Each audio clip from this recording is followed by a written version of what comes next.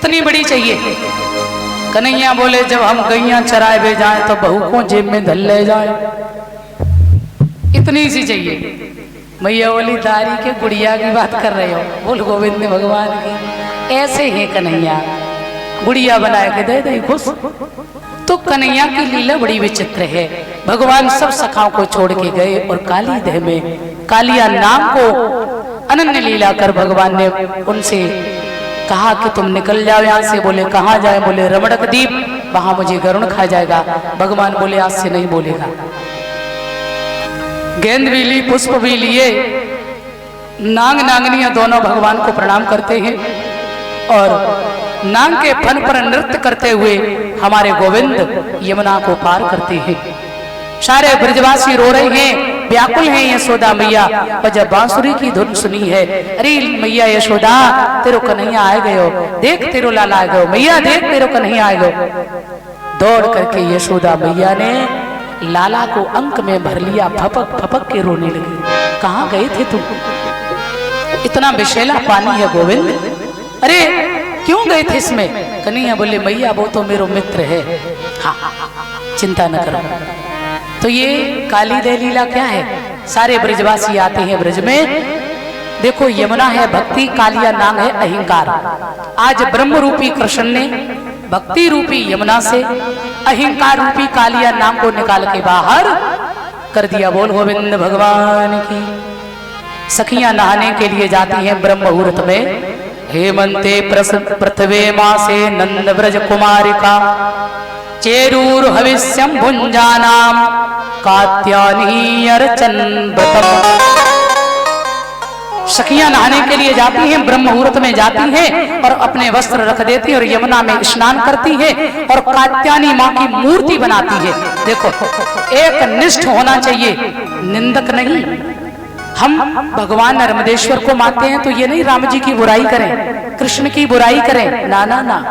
हमारे गुरुदेव जी कहते हैं कि ये वो महामंत्र है, इसमें सबका सम्मान है, इसमें सब समाये हैं, सब हमारे ही तो हैं, सब भगवान नर्मदेश्वर के ही तो हैं, कटाक्ष किसी का भी नहीं। तो इसलिए हम दुर्गा जी के भक्त हैं तो राम से एलर्जी ना है, कृष्ण के भक्त हैं तो हमें दुर्गा से एलर्जी नहीं।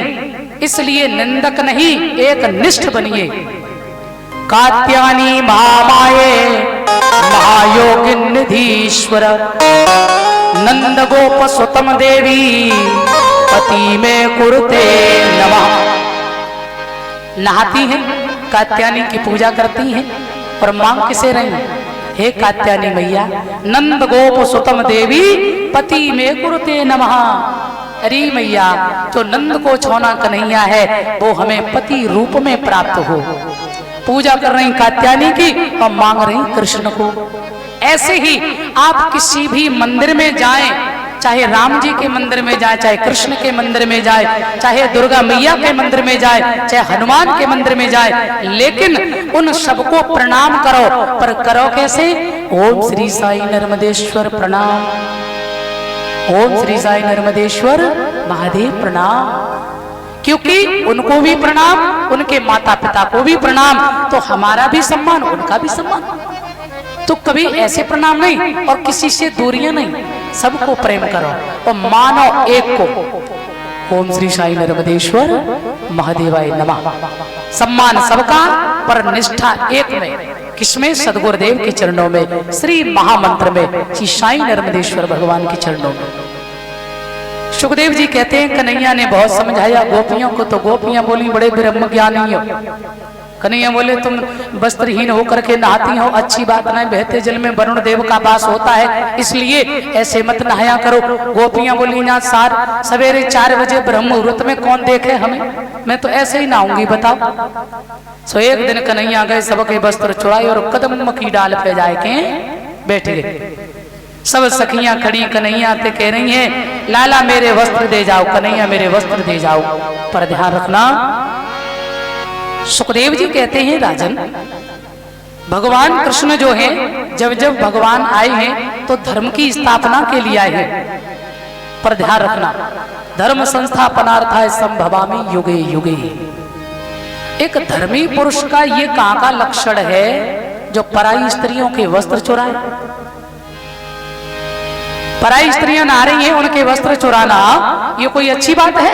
अरे भले ही वो भगवान थे, क्यों चुराए उनके वस्त्र?